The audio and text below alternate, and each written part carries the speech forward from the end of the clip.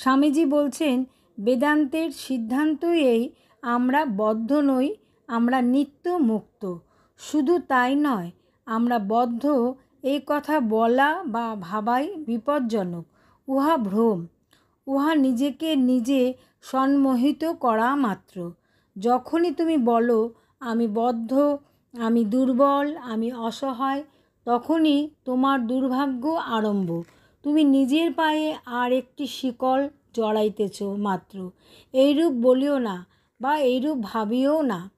আমি এক ব্যক্তির কথা শুনিয়াছি।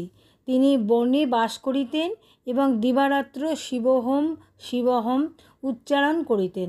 একদিন এক ব্যাঘ্র তাহাকে আক্রমণ করিয়া হত্যা করিবার জন্য টানিয়া লইয়া যাইতে লাগিল। নদীর অপর পারের লোকে ইহা দেখিল এবং শুনিল। সেই ব্যক্তির কণ্ঠ নিঃসৃত শিবহোম শিবহোম ধ্বনি। যতক্ষণ তাহার কথা কইবার শক্তি ছিল, ব্যাঘ্রের কবলে পড়িয়াও তিনি শিবহোম উচ্চারণ করিতে বিরত হন নাই। এইরূপ অনেক ব্যক্তির কথা শোনা যায়।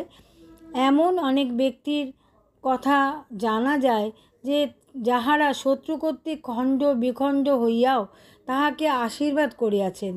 সোহম সোহম, আমি সেই, আমি সেই, তুমিও সেই। আমি নিশ্চয়ই মুক্ত পূর্ণ স্বরূপ। আমার সকল শত্রুও তাই।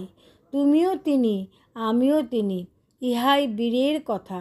তথাপি দ্বৈতবাদীদের ধর্মে অনেক অপূর্ব মহত্ব ভাব আছে।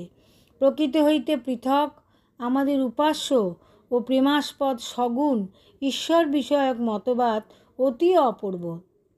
অনেক সময় এগুলি প্রাণ শীতল করিয়া দেয়, কিন্তু বেদান্ত বলেন প্রাণের এই শীতলতা আফিংয়ের নেশার মতো অস্বাভাবিক।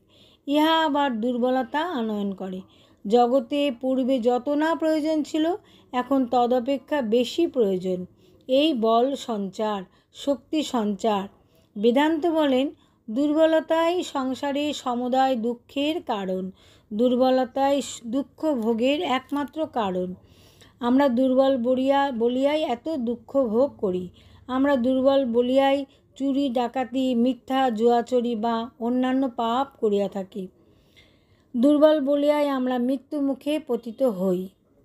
যেখানে আমাদের দুর্বল করিবার কিছুই নাই, সেখানে মৃত্যু বা কোনোরূপ দুঃখ থাকিতে পারে না।